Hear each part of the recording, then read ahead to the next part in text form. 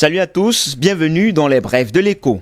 Le 18 août 2020, le ministre camerounais de l'administration territoriale Paula Tangandi a adressé aux gouverneurs des régions du nord-ouest et du sud-ouest une correspondance dans laquelle il prescrit la restriction des achats de machettes et de fer à béton dans le but de combattre l'insécurité. En effet, fait remarquer du ministre, la crise sociopolitique qui sévit dans ces deux régions anglophones du pays depuis fin 2016 est montée d'un cran ces derniers jours avec des assassinats barbares filmés et diffusés sur les réseaux sociaux. Aussi, instruit le ministre Tangandi, tout achat de machettes dans cette partie du Cameroun est désormais assujetti à la délivrance d'une autorisation du sous-préfet territorialement compétent et à la présentation d'aucun cahier de justificatif attestant d'une activité agricole. Ces restrictions tiennent au fait que les assassinats perpétrés dans la partie anglophone l'ont été avec des machettes et de ce que le fer à béton sert à la fabrication d'explosifs artisanaux. Elles annoncent un ralentissement des activités dans le secteur des matériaux de construction. Cette réalité se posera par exemple un obstacle pour l'achat du fer à béton à la quincaillerie. Aussi, cette décision se dressera également au travers du chemin des agriculteurs désireux de se procurer des machettes.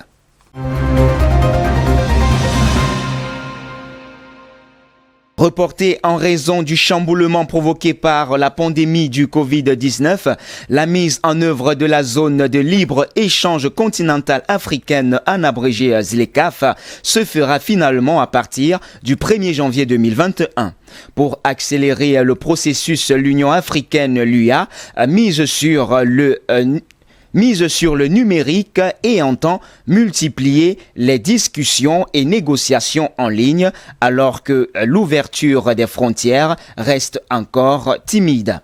Cela contribuera à faire en sorte que les pays africains soient en mesure de respecter la nouvelle date du 1er janvier 2021 fixée par les chefs d'État et de gouvernement pour le début des échanges dans le cadre de la ZLECAf, eux qui se sont fermement engagés à remettre le programme de la ZLEFAC sur les rails après le report du début des négociations initialement prévues pour le 1er juillet 2020. Cela tient également compte du fait que toutes les analyses et études confirment que la ZLECAf représente la meilleure politique de stratégie d'assurance de l'Afrique pour se remettre de la pandémie de coronavirus. Avec la ZLECAf, l'Afrique créera ainsi le plus grand bloc commercial régional au monde de 3,4 milliards de dollars et 1,3 milliard d'habitants.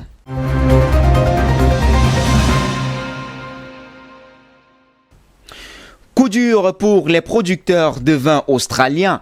L'association chinoise des boissons alcoolisées les accuse de vendre leurs crus en dessous du prix de revient. Conséquence, la Chine a ouvert ce mardi 18 août une enquête anti-dumping sur les vins australiens. L'Australie est aujourd'hui le principal exportateur de vin en Chine, devant la France et le Chili. L'an dernier, ses exportations ont atteint 760 milliards d'euros.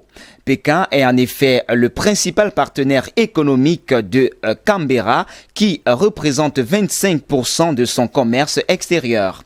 Mais le contentieux entre les deux pays se sont multipliés depuis que l'Australie a appuyé la demande d'une enquête internationale en Chine sur les origines de la pandémie de Covid-19. En Australie, le virus a déjà contaminé plus de 23 700 personnes et causé officiellement 438 morts. Avant le vin, Pékin a suspendu pour 1 milliard d'euros d'importation de bœuf australien et imposé des droits de douane sur l'orge. De son côté, le gouvernement australien a exclu l'opérateur chinois de télécom Huawei de la 5G en Australie et a fermé son territoire aux ressortissants chinois par crainte de coronavirus.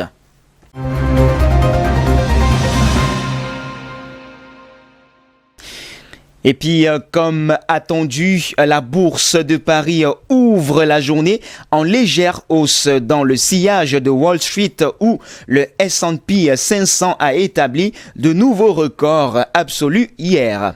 Aussi, peu après 11 heures, le CAC 40 avance de plus 0,2%. Il s'affiche ainsi à 4 945 points. Une forme de rappel replace l'indice CAC 40 en situation passive, proche de sa moyenne mobile de court terme à 4 955 points. Une situation technique qui permet à l'indice phare de conserver pour le moment une légère tendance haussière, commentent ainsi ce matin les équipes de Criplink. À New York, le S&P et le Nasdaq ont inscrit de nouveaux plus hauts historiques ce mardi, ce qui efface ainsi l'intégralité des pertes accumulées depuis l'apparition de la crise du coronavirus à la fin du mois de février.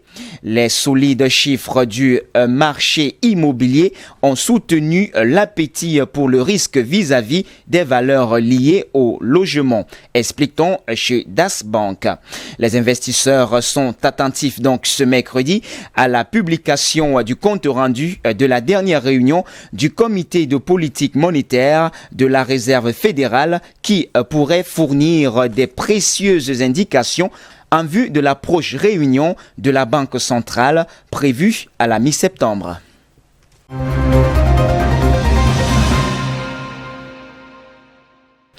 Et puis le Japon a essuyé un déficit commercial de moins 34,8 milliards de yens au mois de juillet 2020, soit près de moins 0,28 milliards d'euros contre moins 410,9 milliards en juin, selon les données ajustées de variation saisonnière du service de douane. Il retrouve ainsi son plus bas niveau depuis le dernier excédent réalisé en février, selon Aurel BGC. Cette chute d'un mois sur l'autre s'explique à la fois par une augmentation de 4,7% des exportations de l'archipel et par une contraction de 2,7% des importations. Et puis sans transition du côté de l'Europe, l'inflation a continué d'accélérer dans la zone euro au mois de juillet, confirmant ainsi les données publiées ce mercredi par Eurostat.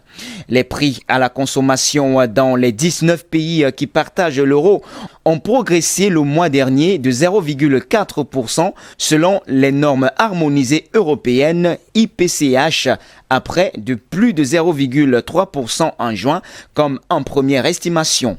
En excluant les éléments volatifs que sont les produits alimentaires, frais et l'énergie, l'inflation dans la zone euro a augmenté de 1,3% en juillet, après 1,1% en juin, toujours selon les données d'Eurostat. Eh bien, c'est tout pour les brefs de l'écho de ce jour. Mesdames, Mesdemoiselles et Messieurs, merci de nous avoir suivis. Les informations se poursuivent sur nos antennes d'IBS Télévision. Restez donc des nôtres naturellement.